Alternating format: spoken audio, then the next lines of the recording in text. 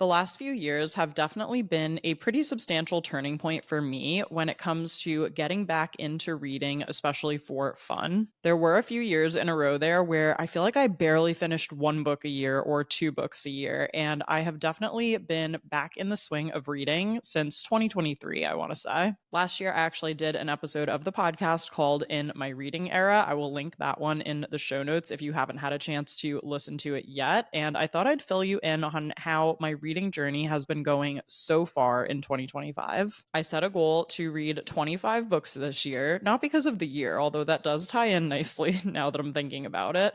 And as we approach the halfway point, I am trying to juggle some backlist reads that I remember being really excited about while simultaneously getting distracted with new releases. So the TBR can be a little bit all over the place now. I thought it would be a good point to kind of check in, see where we're at, and hopefully give you guys some inspiration, maybe to find a book that you want to pick up yourself from this list. Now, before we talk about this year in reading and books and how that's all shaping up, let's do a little create and consume. So, as far as what I've been creating this week, it's actually not so much something I've been creating this week. It's something that's been brewing in the background for about a month now, but hopefully by the time this episode is up, is fully released into the world. So, if I am correct in saying that, you will see new podcast cover art wherever you are listening to the show, and you will have heard a new intro to the podcast. I'm not going to lie, I picked the most chaotic time, I feel like, to do this relaunch just based on when I actually got final images back and making sure that I got things scheduled out before I am starting to take some time off with my first trip of the summer, which hopefully we'll talk more about in a few weeks. But honestly, I am just so excited about this rebrand. I love the new podcast cover art.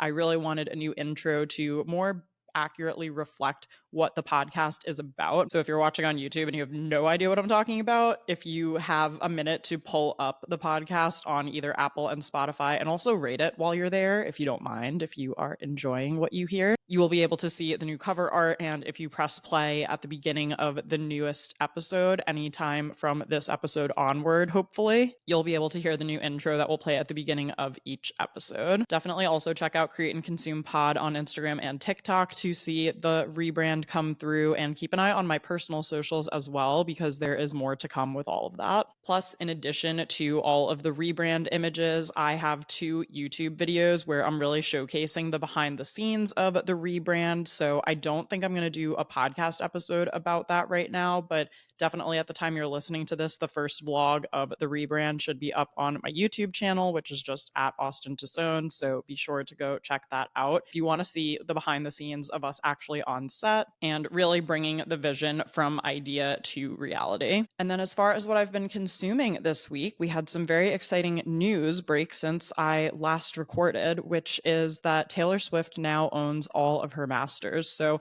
honestly, I feel like I have just been re-listening to some of my favorite songs from Reputation and Debut, and I'm really just consuming all of the news and content surrounded by what it means for Taylor to buy back her masters. If you are not entirely sure what is going on, if you're not a Swiftie, to put it very simply, when Taylor Swift first signed a record deal, she signed away rights to her music. They were kind of held hostage for a while, which is why she was re-recording her albums in order to own her work again. And now, thanks to the Eras Tour and to, I don't even know how much it really ended up being, but whatever finances she has accrued in the time since this happened, she has now been able to buy back her masters. Now, it's been kind of a fun journey over the years to see her re-record some of her original music and those albums and see kind of how far it's come, and also hear her sing the songs now versus the original recordings, noticing little subtle differences, sometimes even changing the lines of the music. But I think the thing that people were typically most looking forward to with these re-recordings was that she was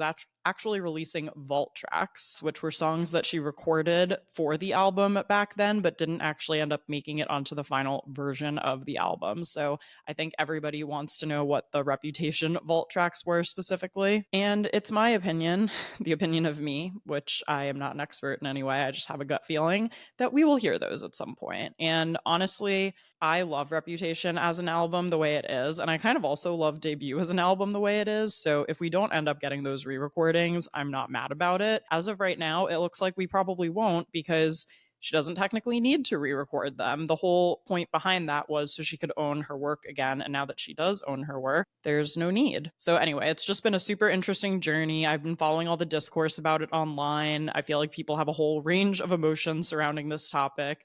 I, for one, am mostly just happy for her at this point. If you guys know me, you know that I am one of the hundreds of thousands of people who spent an exorbitant amount of money to attend the Eras Tour, which I thoroughly enjoyed. You can listen to my recap episode from last year. I can link it in the show notes. And yeah, I think this was probably the best case scenario, so I am happy about it. But if you guys have thoughts, please let me know what they are. And with that being said, let's jump into the main topic of today's conversation. Now, I know I titled this Mid-Year Reading Updates.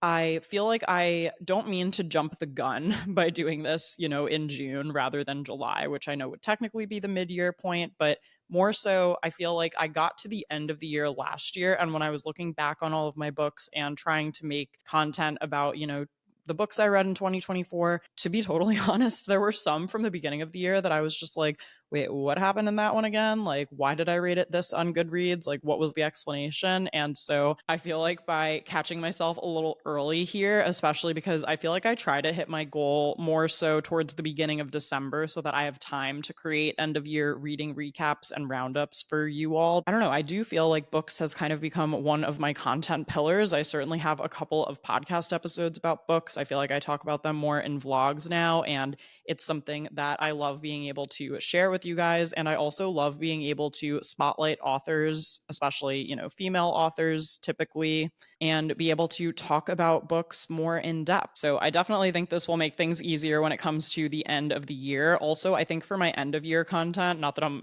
already planning ahead to that, but I kind of am in some ways. I think for my end of year content, instead of doing like every book that I read in 2025, I might just spotlight the top 5 or 10 that were my favorites. So this way you can hear about all of the different books I've been reading, even some of the ones that maybe were not my favorites or that didn't have like super top marks for me, just so that you can still hear what my thoughts were on them. So I'm happy to be doing this while everything is still top of mind and while I can actually remember what I read in January versus if you ask me in November, I might just be completely useless and not have anything to tell you. I am recording this episode the first week of June, and so far I have read 10 books and I'm on my 11th book of the year. So according to Goodreads, I'm on track for my goal. My starting point for this episode was to take a look at the episode I recorded in January, which was what is on my TBR or my to be read list for 2025. And I kind of broke out that list into 2 different sections, one of which was books that had either come out in 2024 or before that I didn't get to, and then also books that were coming out in 2025. So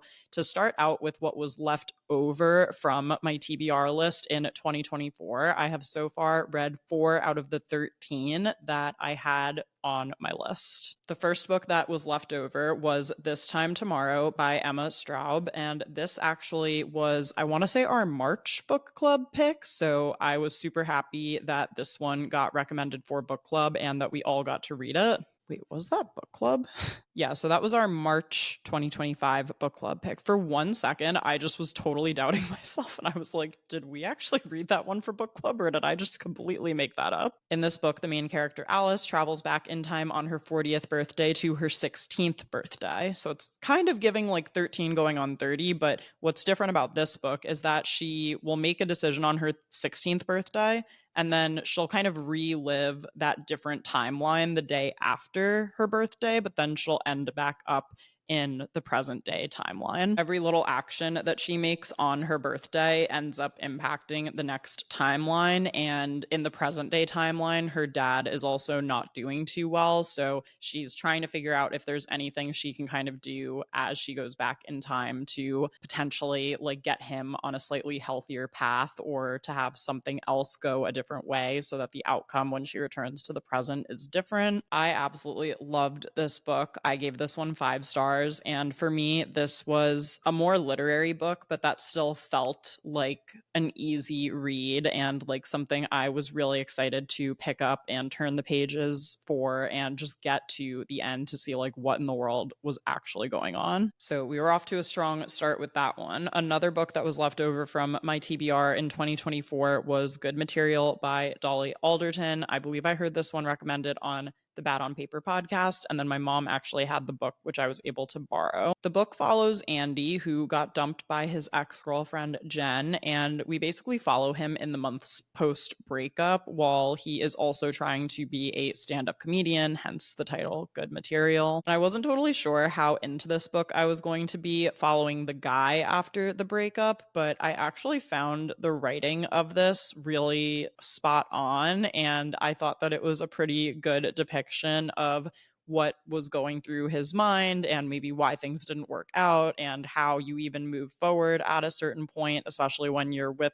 the person who you kind of anticipate being with for a long time and then it doesn't work out. And then towards the end of the book, you do also get a little insight into what his ex-girlfriend was thinking at the time that they broke up. And I feel like that really brought everything together for me personally. So I also gave that one 5 stars. I know Dolly Alderton has at least one other book that she's written, but I would definitely read another book of hers. And by the way, I'm doing my best to keep this spoiler free as much as possible and be vague with my descriptions in case there's anything you haven't read yet. Another book that was on my TBR from 2024 was called Q the Sun by Emily Nussbaum. And I think I first found out about this book because my dad had sent me a podcast episode that she was on where she was talking about the origins of reality TV. And I remembered seeing that her book had come out as well. And I was like, oh, I definitely need to remember to read that. I actually asked Andrew if he could get it for me for Christmas, which he did, which was very nice of him. So Q the Sun is basically a complete history of reality television. And it starts all the way back in the 1940s with shows like Candid Camera and Queen for a Day. And it goes all the way up through to present day, talking about shows like Big Brother and The Bachelor and the type of reality competition shows or reality, documentary shows that you can kind of picture today in your head. And I kind of always remember being a reality television watcher in some way, shape, or form. Like growing up, it was definitely more the competition shows like American Idol and Project Runway. I remember discovering The Hills in the 8th grade, which was a very formative time, in my life as far as friendships go and as far as the dynamics of a friend group and just kind of initially starting to recognize what those are and what those look like. But it wasn't really until I graduated college that I started watching more so like the Bachelor franchise and then ultimately also Love is Blind and Love Island and those kind of dating reality television shows. So it was just really cool as someone who watches these shows and I would say watches them more so with a critical eye and is interested in the psychological implications of the show and how we respond to how certain people present on TV, like the creation of villains and what makes a villain and why people maybe aren't actually villains in real life and actually almost never are. So please don't send hate to any reality TV people on Instagram, okay? It was just really fascinating to hear the inner workings and the mechanics of how everything came together. I particularly enjoyed the Survivor chapter too, which is not one of the reality shows that I watch really at all, but I am now familiar with a lot of Survivor players from The Traitors, which if you have never watched a reality show before and you're like, I'm not a reality person, that's fair, but give The Traitors a try because it's actually so good. And I am already counting down the days until season 4, which probably isn't even going to come out till next January, but I'm already excited for it. And I gave Q the Sun 5 stars, if I didn't say that already. And then the fourth book out of the 13 that I wanted to read left over from 2024 that I've gotten to so far this year is Funny Story by Emily Henry. This one my mom also had already, so she let me borrow it. And I absolutely loved the setup of this book.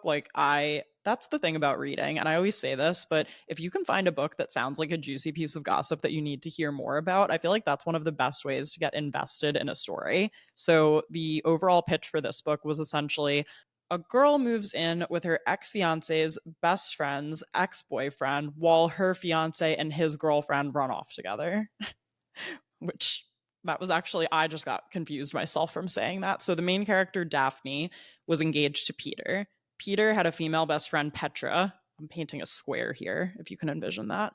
And Petra was dating Miles, but at Peter's bachelor party, Petra told Peter that she had feelings for him. So they decide to run off together in a whirlwind romance. And then Daphne ends up meeting a place to live because she's living at Peter's house, and he kind of like asks her to leave. This is all within the first 5 pages of the book, by the way. This is not a spoiler, I wouldn't say, but you know who has an extra room is Petra's ex-boyfriend Miles. So this is the love square that I'm painting the picture of. And you have to admit right now that you want to know what happens with that, right? I also really enjoyed this one because it was set in, I think it's called Waning Bay, Michigan. Wanning Bay doesn't sound right to me. I think it's Waning Bay, Michigan. That is a fictional town, although some people say that it sounds like Traverse City, and that maybe that's what it was inspired by, the same way like Washington Depot, Connecticut inspired Stars Hollow on Gilmore Girls. So yeah, I gave that one 4 stars. For me, this was a really fast moving one. I did really like the characters and I felt like invested in the storylines. It all felt very real to me.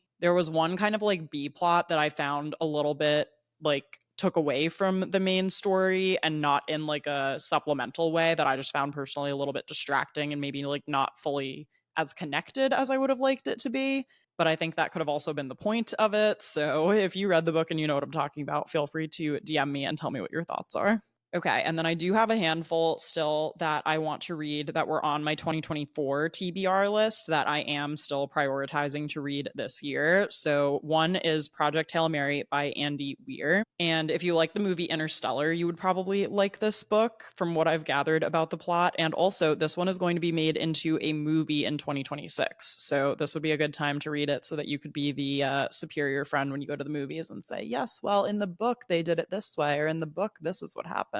You either are an in the book person or you hate the in the book person. There's like no in between, I think. So anyway, the like one sentence pitch for that one is Ryland Grace is the sole survivor on a desperate last chance mission, and if he fails, humanity and the earth itself will perish. Except for right now, he doesn't know that. He can't even remember his own name, let alone the nature of his assignment or how to complete it. My mom read this book already, so I do have her copy here, and actually Andrew just borrowed it and read it too, so I am planning to read it, and maybe I can get my dad to read it as well so that we can have a little powwow, a little book club moment where we talk about this book because I have heard really good things about it and I definitely want to make sure that I get it read this year. Okay, another is Tomorrow and Tomorrow and Tomorrow by Gabrielle Zevin. I feel like I'm the last person in the world who has not read this book yet. I believe it came out in 2022, so that's probably why. And once again, I have it literally here on the shelf. It's just a matter of actually picking it up and getting into it. The quick pitch for that one is on a bitter cold day in the December of his junior year at Harvard, Sam exits a subway car and sees, amidst hordes of people waiting on the platform, Sadie. He calls out her name. For a moment, she pretends she hasn't heard him, but then she turns and a game begins, a legendary collaboration that will launch them to stardom. So I've heard this book is about video games, maybe, and maybe not just video games, probably a lot more than just video games, but that one is definitely still on the list. Another one is The 5-Star Weekend by Ellen Hildebrand. Again, sitting right there on my shelf. But I actually did just read another Ellen Hildebrand, which I'll tell you about in a minute because we chose that one for our, what is it, May or June book club for this year. Because it just feels right to read an Ellen book during the summer months, unless you're reading her winter series, which I did read Winter Street. And I need to remember to finish that series at some point. Like I probably can get the second one from the library, but I need to remember to do it in, November or December. The quick pitch for that one is Hollis Shaw's life seems picture perfect. She's the creator of the popular food blog Hungry with Hollis. We love an alliteration. I mean, my blog has one too, Keep Calm and Chiffon. And she's married to Matthew, a dreamy heart surgeon. But after the loss of her husband, she hears about something called a 5-star weekend. One woman organizes a trip for her best friend from each phase of her life. So obviously that one is probably going to be a little sad, but like organizing a trip from each phase of her life, it's giving Make Your Own Eras tour. It's giving all of the different eras of your life. Actually, while I'm thinking of things I was consuming this week, Hannah Brown, who was the Bachelorette, speaking of Q the Sun, is going to be getting married soon. And she had a Bachelorette trip and her friends went dressed as Hannah from all different eras of her life. So they had like Bachelorette Hannah. If you remember watching that franchise or that season in real time of the franchise, I think originally her Instagram name was like Alabama Hannah or something like that. So I believe someone was Alabama Hannah, and then she's also like an author now. She, I believe, also has a podcast, and she also went on that show Special Forces World's Toughest Test. That's kind of one of those Game of Roses calls them third wave reality TV shows where all of the contestants on those shows are basically pulled from other reality worlds and brought together into one. Anyway, so all of her friends dressed as Hannah's from different eras for one night of her bachelorette trip, and she did a little Instagram reel about that. And so that's kind of what that reminded me of, although it sounds like there's obviously a dark side to that one as well. On a similar note, I do want to read The Wedding People by Alison Esbach. I think these two books are probably like one in the same world because I know this one is a little sad as well. Phoebe is here because she's dreamed of coming for years. She hoped to shuck oysters and take sunset sails with her husband, only now she's here without him at rock bottom and is determined to have one last decadent splurge on herself. Meanwhile, the bride has accounted for every detail and every possible disaster the weekend might yield, except for, well, Phoebe. So this woman comes to this hotel to kind of have like one last weekend to herself, and then she is the only one there who's not part of the wedding that is happening at the hotel that weekend. So she kind of gets mixed in with the crowd from what I hear. And I know this was a lot of people's favorite read from last year, so I am awaiting for my time to read it. I definitely want to pick it up sometime this summer. I also still want to read Anita de Monte Laughs Last by Sotil Gonzalez. I feel like a responsibility to activate the art history degree that is stored somewhere in my brain every once in a while through reading. So the quick pitch for this one is in 1985, Anita de Monte, a rising star in the art world, is found dead in New York City. Her tragic death is the talk of the town until it isn't.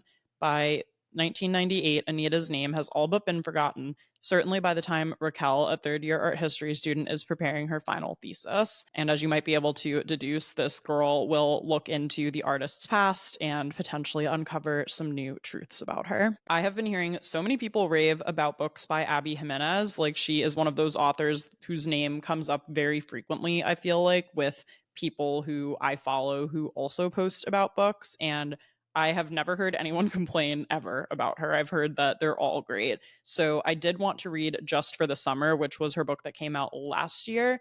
I do see that it's part of kind of like a trilogy of books that I guess are all part of the same world. So my question to anyone who has read Abby Jimenez is, would I or should I need to read the other books before I jump into this one? Because this one would technically be book 3. I know Abby also has another book that I think came out in May of this year. So there's a lot to get into there, especially if I end up liking her.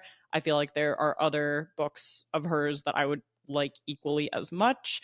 So I'm just curious. But the premise for this one is Justin has a curse, and thanks to a Reddit thread, it's now all over the internet.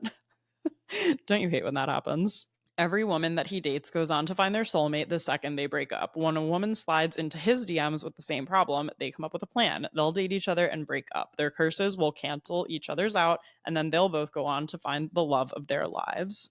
It's giving, oh my God, what was that Lindsay Lohan movie that I only watched for the first time recently? Did I watch that on a plane somewhere? I don't remember, but it's called Just My Luck, I think. Is Chris Pine in that with her? Yes. Oh my God. Okay. Just My Luck, and Chris Pine is in it as well with Lindsay Lohan. Honestly, I enjoyed it. I enjoyed it. If you love a Lindsay Lohan movie and you haven't seen that one yet, definitely check it out. And the last one left over on my TBR from last year is The Husbands by Holly Gramazio. When Lauren returns home to her flat in London late one night, she's greeted at the door by her husband, Michael. There's only one problem. She's not married. She's never seen this man before in her life. But according to her friends, her much improved decor, and all the photos on her phone, they've been together for years. As Lauren tries to puzzle out how she could be married to someone and she can't remember meeting them, Michael goes into the attic to change a light bulb and abruptly disappears. In his place, a new man emerges, and a slightly new, altered life reforms around her. This one just sounds like lighthearted and fun, and a book where you're going to suspend your disbelief and just really believe that this could happen for a minute. So that's my progress on books that I thought I was going to read this year / that I was already planning to read this year. But I've also now read 6 books that I didn't even have on my list for this year, that weren't even on my radar, and that somehow I've already consumed. And I would say the 2 main sources for this are, number 1, book club, just because for book club, we typically vote on a book. So sometimes I'll suggest books, sometimes someone will mention someone and I'll be like, yeah, let's just read that. For that reason, obviously, I'm not picking every single book that we read. So sometimes a book is chosen for book club that I'm like, oh, I was not even aware of this one or wasn't even thinking of it. And overall, I feel like I typically love the books that we choose for book club, especially being able to talk about them with a group. And then another thing that has me reading books that maybe weren't originally on my radar that is pretty new to me is actually getting book PR. You guys, having books magically arrive at my doorstep sometimes is absolutely one of the coolest things about this job. And one of the big reasons that I want to create more books content because, again, I have more books to read. And I'm also so grateful for the book companies that have me on their PR lists and who do send me advanced reader copies or ARCs as they're called sometimes. So anyway, usually either book club or the fact that I got sent something in PR are the main reasons why I'm kind of straying from my initial plan and my TBR list. So here are the 6 books that I have read so far this year that were not originally on my list or on my radar to read, starting with Wild Love by Elsie Silver, and this ended up being a book club pick. We wanted to read a steamy romance for February, and I would say that this book fit that category to a T. Forbes may have labeled Ford Grant the world's hottest billionaire, but all he cares about is escaping the press and opening a recording studio in the gorgeous small town Rose Hill, something that comes to a screeching halt when he ends up face to face with a young girl who claims he is her biological father. And then while he's trying to navigate this new relationship and opening up a studio, he goes to one of his best friends who lives in the small town, and of course his sister also happens to be hanging around, and she's always kind of had a thing for Ford, and Ford has also kind of always had a thing for Rosie. So she ends up finding herself volunteering to help him since she just left her job in Vancouver. The book basically takes place in like the Canadian Rockies. So if you're just picturing like Canadian Rockies, cowboys, music studios, reigniting of an old flame, it checks all those boxes, and I gave this one 4 stars. Another book club pick that we read was The Stolen Queen by Fiona Davis. This was actually my suggestion, and I sent it in to the girls, and everyone agreed that we should read this one. So we ended up reading this one for our May book club, which we scheduled to be the day after the Met Gala, which was perfect timing. So The Stolen Queen is the engrossing and heartfelt story of 2 compelling female characters, an expert Egyptologist at the Met Museum and a young intern to fashion editor, Diana Vreeland. I pulled some of these descriptions and I'm like rewriting them in my head as I'm reading them. And together they uncover a mystery that takes them back to the days of an amazing female pharaoh, but also delves deep into family ties and human identity, which is so true. So if you like The Devil Wears Prada / National Treasure and you can kind of picture them mushed together, that is the kind of theme and the feeling behind this book. I really enjoyed this one. I gave it 4 stars, and it came out in January of this year, I believe, but I was able to get it from my library with no problem. And then we ended up choosing an Ellen Hildebrandt book, like I was saying, for our June book club. So we haven't had our meeting yet. We're going to talk about it in a few weeks, but we ended up reading Swan Song by Ellen Hildebrandt. And it's called Swan Song because it relates to the plot of the book, but also Ellen is going to be moving on from her Nantucket novels. And I believe she's writing a book with her daughter. I don't know too many details about like the new genre and which way she's leaning with it all,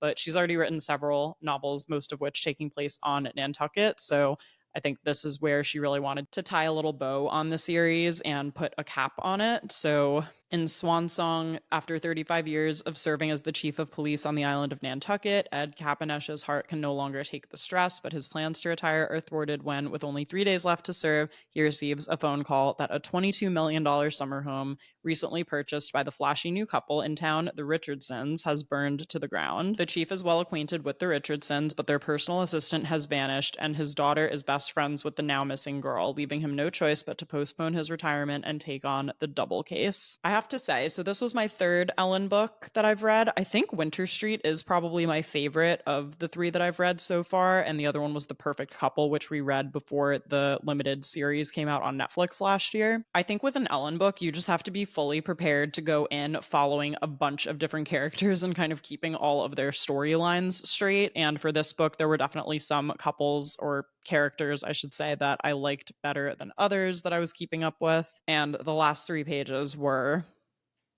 I'm not even going to say, just if you read it, you know, the last 3 pages were, yeah, that's all you're going to get. So I gave that one 3 stars, but I do want to read The Five-Star Hotel, and I've also heard good things about Hotel Nantucket. Another one that we read for book club is God of the Woods by Liz Moore. This is the first book of the year that I read, and this one is about a summer camp called Camp Emerson in the Adirondacks. And the quick pitch for this one is in August 1975, counselor Louise wakes up to discover that Barbara, a privileged but troubled camper, is missing. A chaotic search begins, including the camp's director, TJ Hewitt, the Van Laar family, and the local authorities. I gave God of the Woods 3 stars. For me personally, I would have liked it to just move like a little bit faster. It was definitely a more literary book, and I actually really enjoyed Liz Moore's writing and descriptions and character building, but I didn't meet my favorite character until halfway through this book. And once I got to the ending, I was a little bit unsatisfied. Overall, still really enjoyed this read and would certainly suggest it if you are looking for like the summer camp vibes with a suspenseful plot too. So I gave God of the Woods 3 stars, which I totally should have done this at the beginning. But by the way, a 3 star read for me was like, I enjoyed that. That was a good book. It was well written.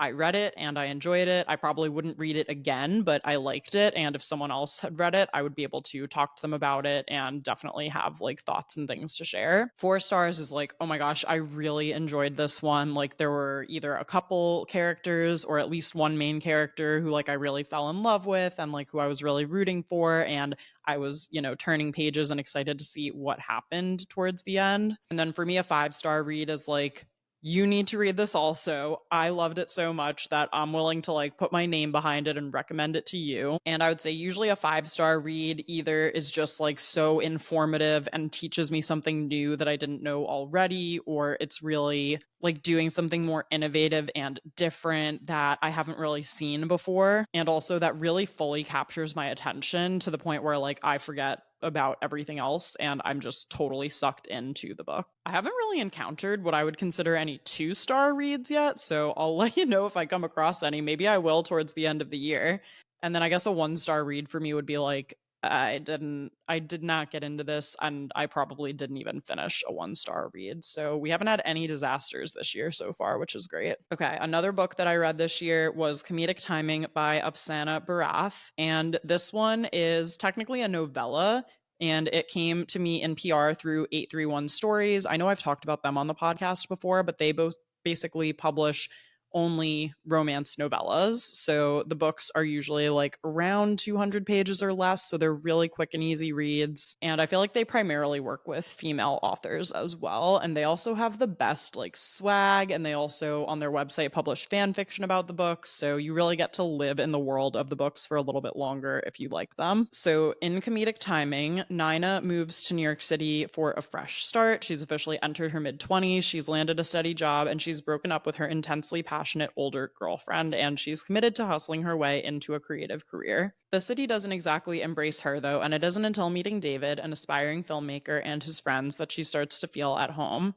But finding a connection with David makes Nina question what she thought she knew about her place in the world. Does being open to a relationship with a man mean compromising her sexual identity and sense of self? I thought this was a really interesting one, especially having an LGBTQ main character. I definitely enjoyed the kind of New York centric parts of this book. Like, I liked the tension and the discussion with her roommate, who she ends up living with. And then I also liked reading about like the New York parties that they were going to and, them getting home like on the bus and things like that. I just like reading about the realistic things that like I've done before too.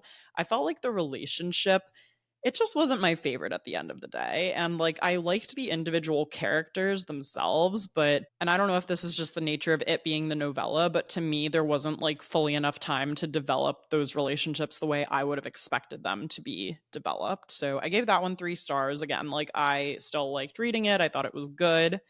But if I were to put my list together at the end of the year, I can tell you right now that's probably not going to be in my top 10. Then I also read a book called Courtroom Drama by Neely Two-Body Alexander. And this one I requested through Harper Perennial. They are also kind enough to send me books from time to time. And this one caught my eye because it's basically like Jury Duty meets Real Housewives. So Sydney, the main character, is called to jury duty for a high-profile case, which is of a reality star convicted of killing her husband. Sydney is obsessed with the show, so she's happy to be a part of the trial. On the first day, she realizes that her childhood best friend, Damon, is also on the jury, and they haven't seen each other in 10 years. Probably categorize this one as kind of like a second chance romance, but also a suspense. I mean, there were definitely mixed reviews once I finished the book and did click in and just did a quick scroll through Goodreads. Some people were more invested in the relationship and like didn't care about the court case at all, and other people were so invested in the court case that they didn't really care that much about the relationship. I personally was interested in both and was watching them unfold and getting increasingly nervous about like, oh, is this all gonna work out? And like, is anyone gonna get in trouble? And like, especially being on a sequestered jury because it was such a high profile case, there's a lot of that element that plays into it as well.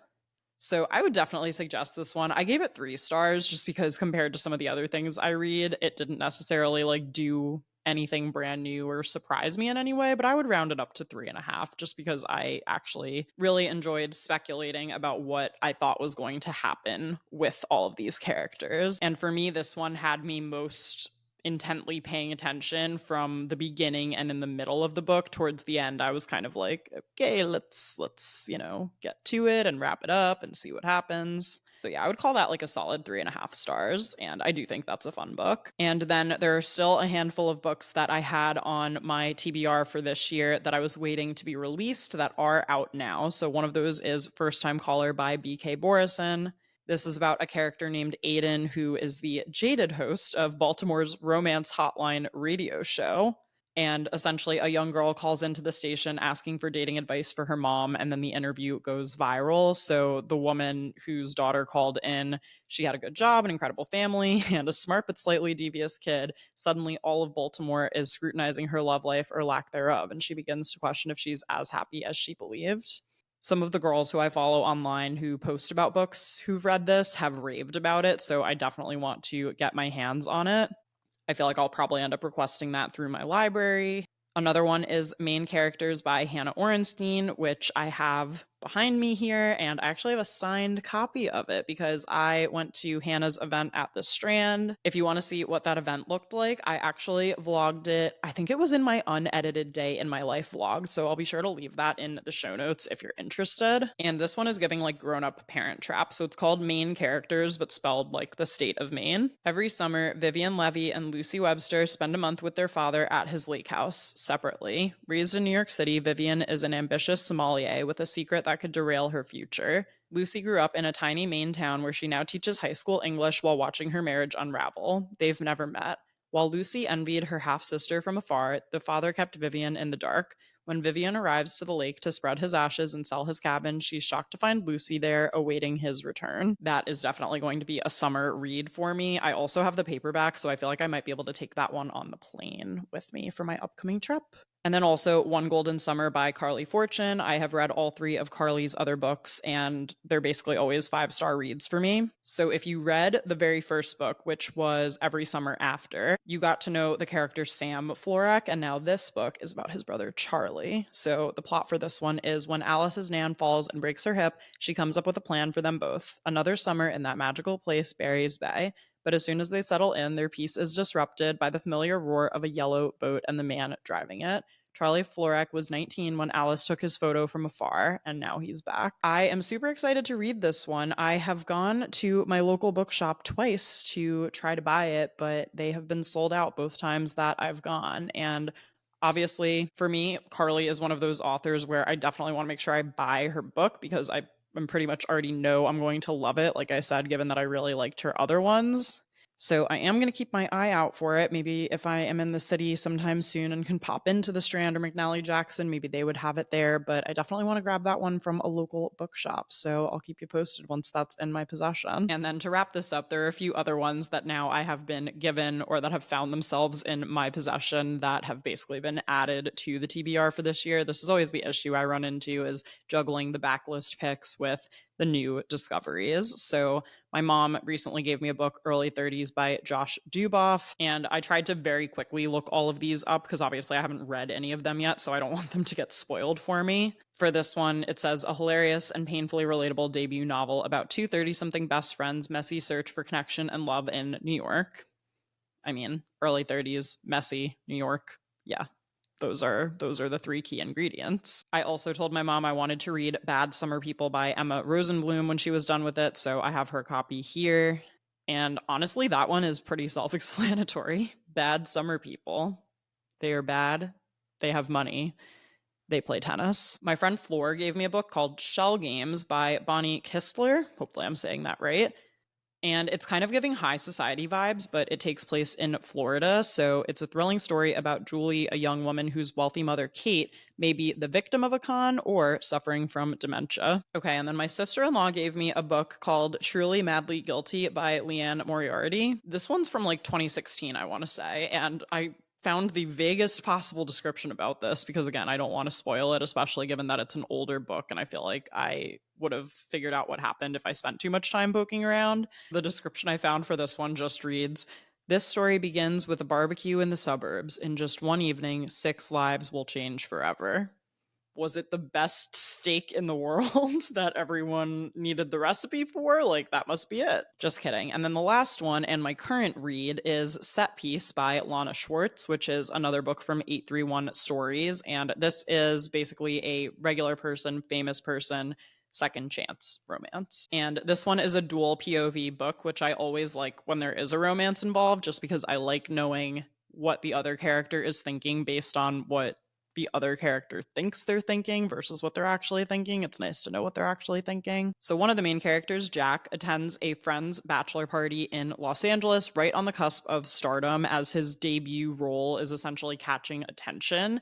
And he gets recognized at the bar and the bartender rescues them, gives them a back room, and then he meets up with her after to have a drink late hours at the bar. And then 5 years later, he crosses paths with her again in totally different eras of their lives, but can't help but wonder if the spark is still there. And according to Goodreads, I am just a little more than halfway done with this book, and I'm invested. I'm here for this. It's kind of giving romantic comedy by Curtis Sittenfeld, and I really want to know what happens, so I'll have to keep you posted on that one. My current breakdown for 2025 is I have read one nonfiction book, which is Cue the Sun.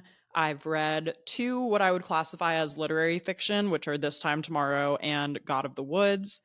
And then I've essentially read 7 fun novels, all of which I really wanted to read. I guess if anything, I might, not that I don't have enough books to read, as you just heard from this episode and the whole time I've been talking, but I would like to add some other nonfiction books to this list. One that is on my radar that's going to come out in October is called All the Cool Girls Get Fired by Christina O'Neill and Laura Brown, both of whom come from magazines and the editorial world. And I think they also, I might be totally wrong about this, so sorry if I'm making this up, but they might also even have either like a podcast or a newsletter that ties into this book as well. Like, I think it's more than just a book. I think they're kind of building a brand around this idea. And if I can ever get in there, if I can ever get involved in some way, I would love to talk about this because, although to clarify, I've never actually been just straight up fired from a job. I've been laid off twice and then I've left a job once, but I love the premise. I think it's such a great and interesting title. So that is definitely on my radar for later this year. That just about wraps up today's episode. Thanks again for listening, and I'll talk to you soon.